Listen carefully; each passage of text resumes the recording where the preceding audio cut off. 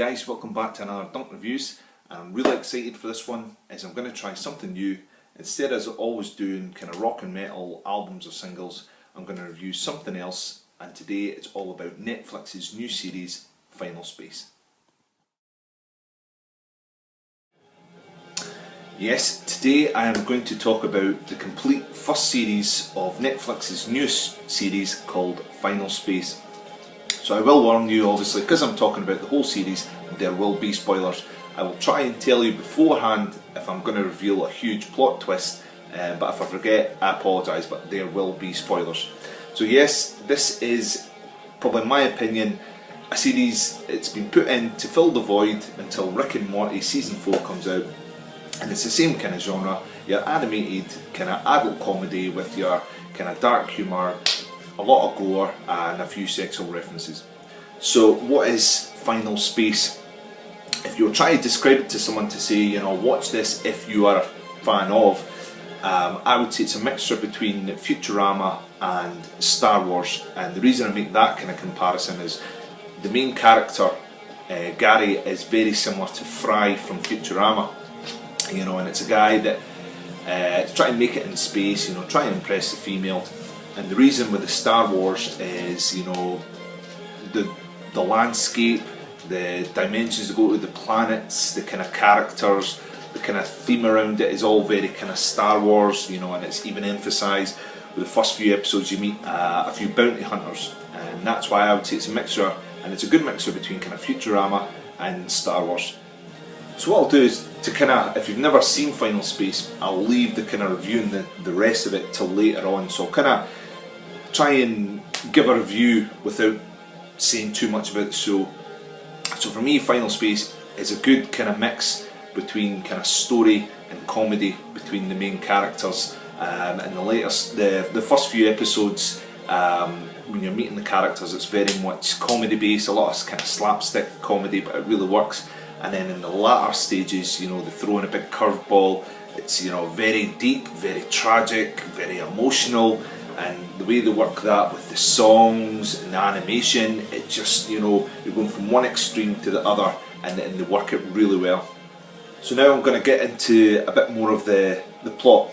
So again, I apologise, there will be some kind of spoilers. So the main character is Gary, and you meet him in this spaceship called Galaxy 1, which we later find out is his prison, you know, and he's been here for 5 years, and he's desperate for a friend, and that's when you meet kind of the next kind of couple of characters, the on-school voice, Hugh, and his deep space companion, Kevin. Now, something I really like about Final Space is every episode starts off with a kind of 30-second snippet of how the series is eventually going to end. So it counts down. You see Gary floating in space with Hugh telling him, you know, you only have 10 minutes to live, and as each episode goes on, you only have 9 minutes, 8 minutes, and so on and so forth. And I say it's only a quick snippet before the intro, the theme music kicks in. So it's quite a good teaser, because, you know, each episode is building towards this snippet at the beginning. How did we get to here? And I think it just worked really well for me. So, as I mentioned, Gary is in space prison, and we find out obviously it was due to a girl. He was trying to impress Quinn, his love interest, which we'll get into later, and he impersonated a member of the Infinity Guard. And because of this, he was isolated in prison, because it's a federal offence, and his sort of prison guard is an onboard computer called Hugh, and as I said, he has a deep space insanity companion called Kevin, who, you know, and the relationship with Gary and these two characters is brilliant. Personally, I like the one between Gary and Hugh, because as the years go on, Gary comes more kind of deluded and is convinced he's the captain of the ship, and Hugh's constantly reminding him, you know, you're a prisoner on this ship, you know, and you know, there's cookies on board that Gary's desperate to get. Hugh will not let him have cookies, or he'll tease him, say, if you have a cookie, I will add 1 day onto your sentence, and Gary always mucks it about. Then you have the relationship between Gary and Kevin, which I think is brilliant as well. There's good irony to this, as Gary's desperate for a friend. Kevin, this kind of sphere robot, is there to be his companion, but Gary detests, he hates Kevin, and that hatred builds and builds, where Kevin's this character who believes everybody loves him, and he's the hero, and it just, the two of them, it works really well. So as the episode's going on, we're introduced to more characters. Personally, sometimes I feel the characters are just kind of thrown in there, and you're just to accept that this character is already established, this is who they are, move on. For example, with the main love interest, Quinn, you see snippets of Quinn, but there's not really a big backstory to her, and personally I feel that there could have been another couple of episodes just where you find out a bit more about Quinn, because she is quite integral to the story. But as I say, a few of the characters, you're forced to believe this is who we are, now let's move on with the story. And as I say, I could have done a bit more backstory, because they do have that for some characters, and it worked really well. For others, not quite so. So at the end of the first episode, we meet one of the other main characters, a nice wee green squishy alien called Mooncake. Now, Mooncake is a planet destroyer, and is the key to everything in Final Space, and Gary finds Mooncake as he's escaping the villain, and Gary vows to keep him and look after him. And the name Mooncake, it's when Gary's dad goes away on a mission in space, he leaves Gary with a caterpillar, and it's called Mooncake. So it's that kind of connection, as Gary is struggling with the loss of his dad. And I feel one of the things the animators do really well with Mooncake is he doesn't speak, it's just noises, but the way the animators, he can portray real emotion, this wee Mooncake, and it works really well, and you can feel along with Mooncake, and as I say, I believe the animators did a great job in doing that.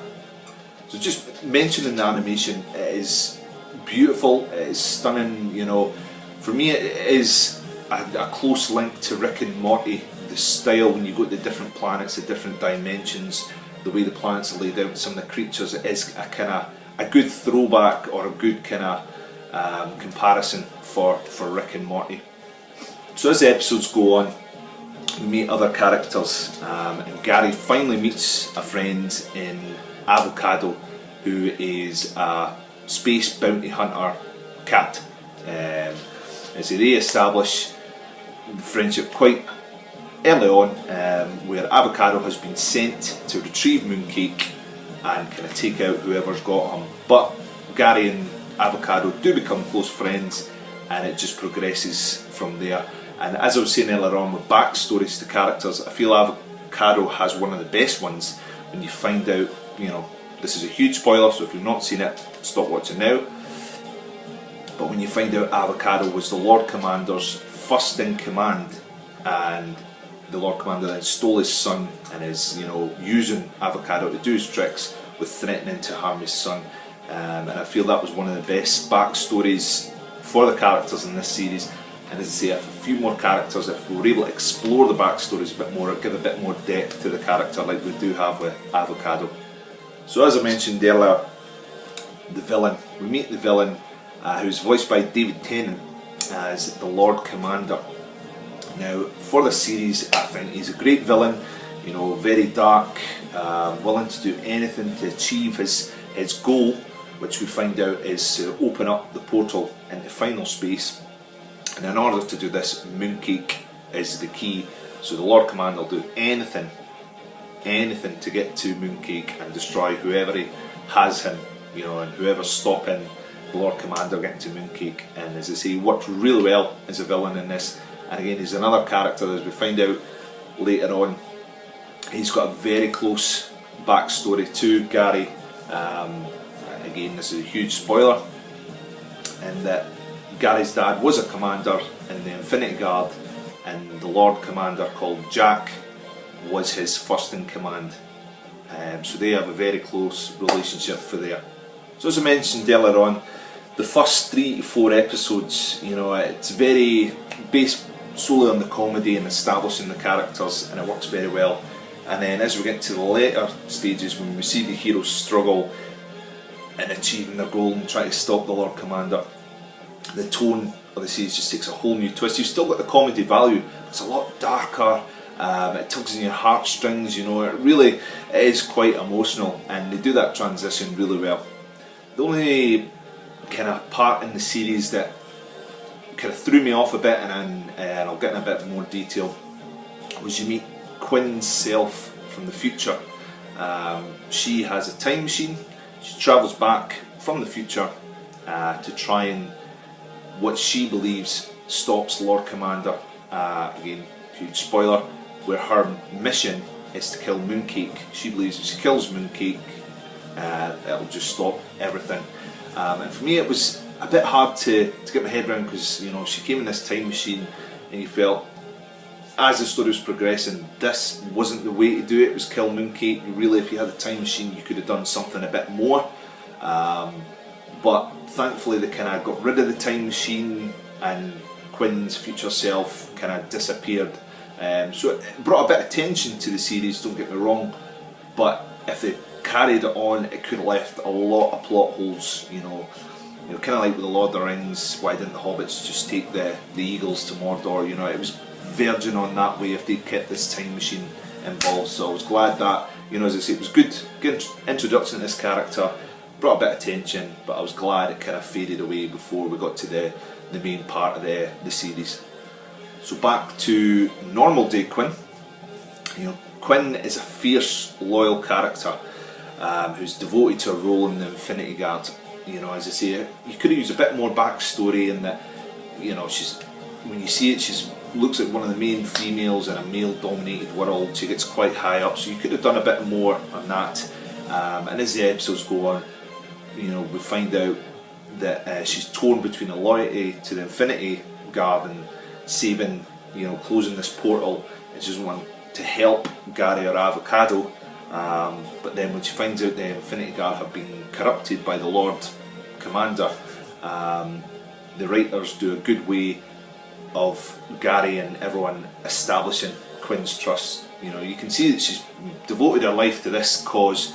It's been absolutely destroyed, ripped apart from her. You're going to have a lot of trust issues, so they really established the trust between the main characters really well, and I thought it was something that worked perfectly for me. As I mentioned, the episode's taken a darker twist. It really starts, again, huge spoiler, when Avocado dies, and it's a really huge, emphatic death, and it's done really well. It's Avocado sacrifices himself to save his son, Little Avocado, or Little Cado as they call him. And as I say, this death is important in the series.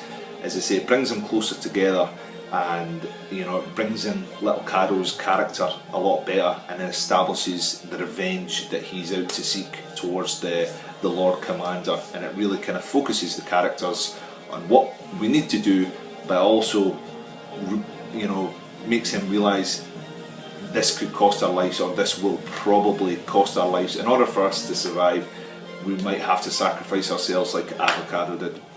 So as this builds on, we finally get to episode 10, the last in the series, and it's a huge cliffhanger.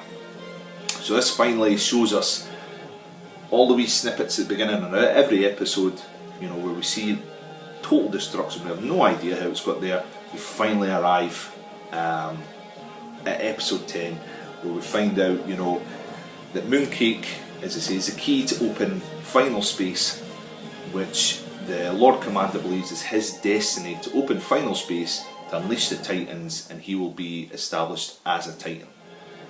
So time is running out for our heroes to stop the Lord Commander. As he's captured Mooncake, he's opening up the portal, and I say this brings us to the huge cliffhanger. When Mooncake is captured, Quinn has an atom bomb in the portal, which he's hoping to close to stop Final Space and Titans coming through. You have little Cados floating through space. You have Gary also is floating through space, but he has tears across his suit, and that's how we get. You only have 10 minutes left, 9 minutes 8, because his oxygen is depleting. And as I say, so it builds up and builds up, and then just as Hugh is telling Gary, that's it, time over, it's been an honour and a pleasure being your friend, and you think Gary's dead, a shining light comes on and the series ends. And as I say, it's such a good, episode 10 was absolutely phenomenal for me. It tied in everything perfectly, and I was so happy with it.